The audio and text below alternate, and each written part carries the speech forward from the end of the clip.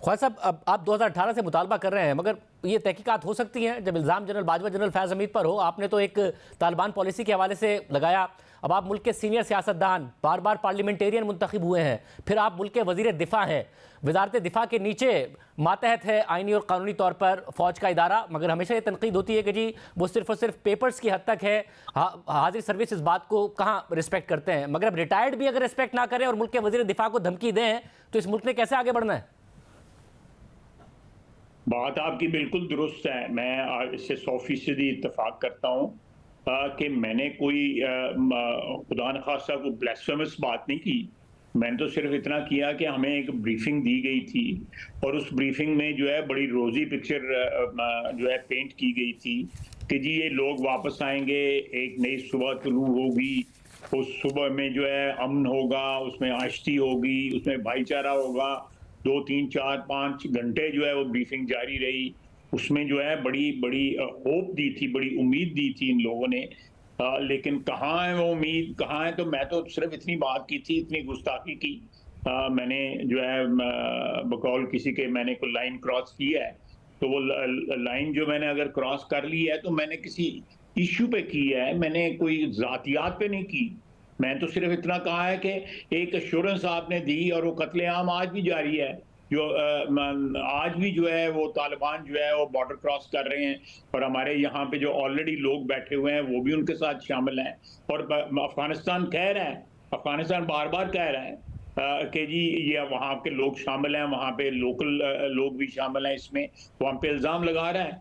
तो इसका कोई तो जवाब दे। कोई तो इस मुल्क में हुक्मरानी करने के लिए हर बंदा हाजिर है। हर बंदा जो है कहेगा कि लब्बैक, जो है हाथ खड़ा कर देगा। लेकिन जब अकाउंटेबिलिटी होगी, किसी भी चीज की अकाउंटेबिलिटी होगी, सियासतदानों की, एस्टैब्लिशमेंट की, जुडिशरी की, किसी भी की अकाउंटेबिलिटी होगी, वो अकाउंटेबिलिटी कराने पे कोई तैयार नहीं है। ये कैसा मुल्क है, ये कैसी हमारी ज़हनियत है, कैसी हमारी मेंटालिटी है कि हर चीज को जो है फायदे की चीज जो है फौरी पकड़ लेते हैं, जहां पे कोई हिसाब किताब वाली चीज होगी उससे दौड़ लगा जाते हैं। तो ख्वाजा साहब, इस मुल्क में सियासतदान तो भुगतते रहते हैं। नवाज शरीफ ने भुगता, आपने भुगता, आप जेल गए, इमरान खान साहब भी जेल में है, मगर इदारा खुद साथ खड़ा हो जाता है ना। इदारा करे एहतसाब जनरल फैज़ हमीद का और जनरल बाजवा का। क्या एहतसाब हो रहा है? कोई एहतसाब नहीं हो रहा है।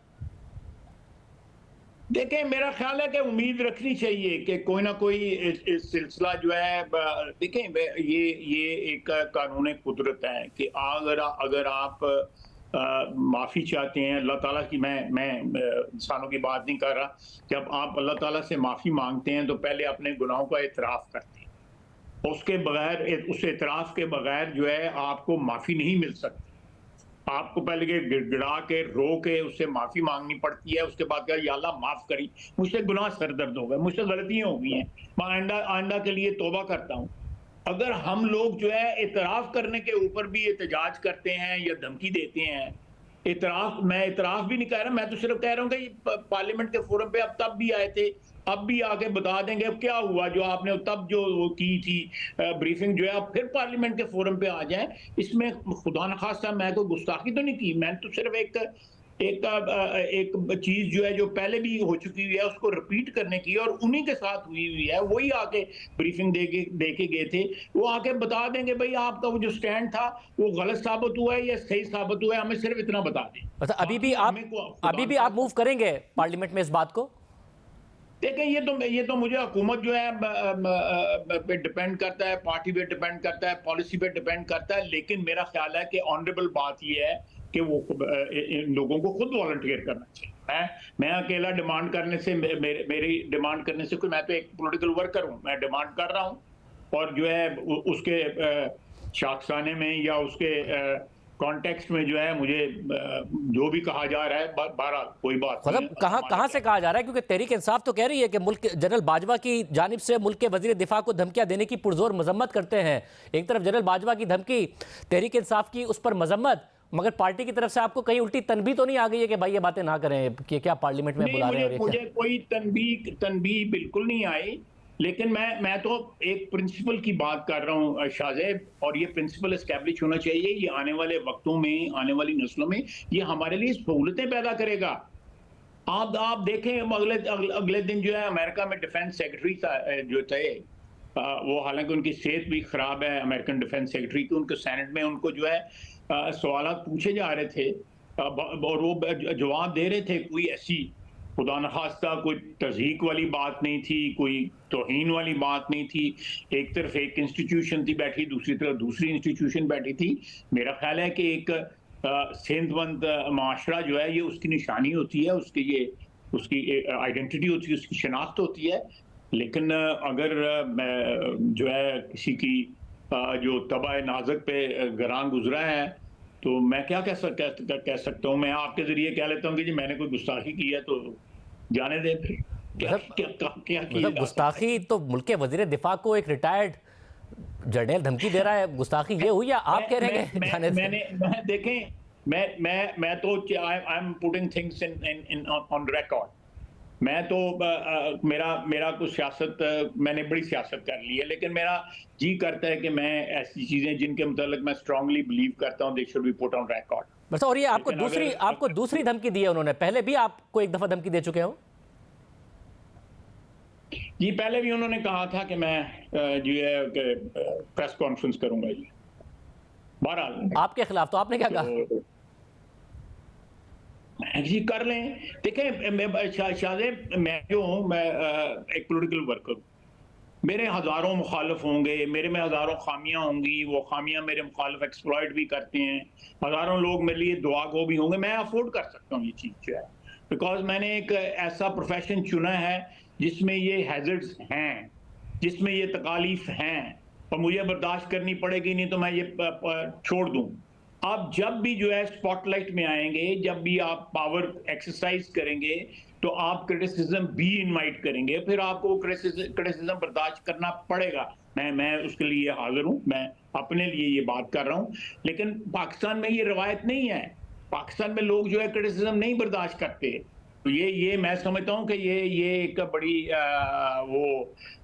क्या कहते हैं कि एक ऐसी बात है जिससे जो है वो लोगों को ये रवायत जो है एस्टेब्लिश करनी चाहिए। अदरवाइज जो है उसका मुल्क को पहले भी बहुत नुकसान हुआ है और आइंदा भी नुकसान हो।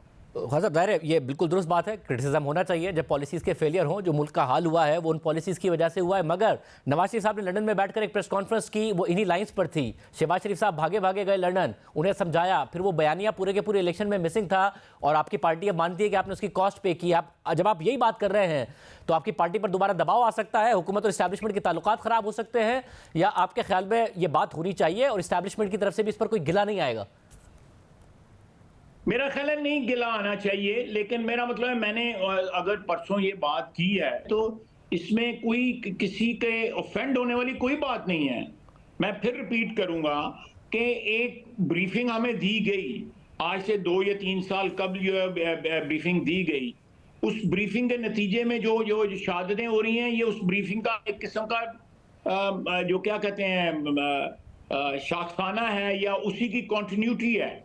तो उस ब्रीफिंग में जो पिक्चर पेंट की हुई थी, वो पिक्चर जो है गलत साबित हुई है। जो दिलासे हमें दिए गए वो गलत साबित हुए हैं। तो उसके लिए कोई तो जवाब देना हमें, खुदा के लिए इमरान खान ही जवाब दे दे। वो इमरान खान की हुकूमत थी, इमरान खान के कहने पे ब्रीफिंग हुई थी। मतलब खान साहब तो आज भी कह रहे हैं कि जनरल फैज हमीद को पता था और इसलिए मैं उनको रखना चाहता था। वो अफगान तालिबान के साथ मामला आगे लेके जा रहा था और जनरल बाजवा ने उनको हटा दिया। मैं कोई आर्मी चीफ नहीं बनाना चाहता था उन्हें। अब ज़रा माजी में वो एक अलग बात कर चुके हैं कि जो मुझे पता था अपोजिशन साजिश करेगी मेरी हुकूमत गिराने के लिए, मैं उसको इसलिए जनरल फैज हमीद को रखना चाहता था। ये बात भी कर चुके हैं, अफगान तालिबान की भी बात कर चुके हैं। मगर आज वो ये कह रहे हैं कि ये इसी पॉलिसी को कंटिन्यू करना चाहिए था, वो डिसकंटिन्यू इसलिए हो रहा है। नहीं, मेरा ख्याल है कि वो अब बयान अपना बदल रहे हैं। उनकी अगर उस वक्त की जो वो हैं बयानात हैं, अब उनको उठा के देखें। वो कुछ जनरल फैज के सिर्फ उनका एतमाद नहीं था, उनका आर्मी चीफ जनरल बाजवा पे भी एतमाद था, पूरा एतमाद था। जब देखें एक शख्स जो है वो अपनी जगह एक और शख्स को नॉमिनेट करता है कि आप जो है पार्लियामेंट को भी ब्रीफिंग दें, आप पार्लियामेंट के अंदर लेजिस्लेशन भी आप करवाएं, पार्लियामेंट में जो है कोई झगड़ा वगड़ा हो गया उसकी सुलह भी आप कराएं, FATF भी आप पास करवाएं, एंटी मनी लॉन्ड्रिंग भी आप लॉ भी आप पास करवाएं, कोई सियासी मुश्किलात पैदा होती हैं वो भी आप दूर करें। तो फिर इससे ज्यादा मजबूत रिश्ता क्या होता है? इससे ज्यादा मजबूत रिश्ता तो आदमी का अपने औलाद से नहीं होता। जो रिश्ते मैंने आपको गिनवा दिए हैं।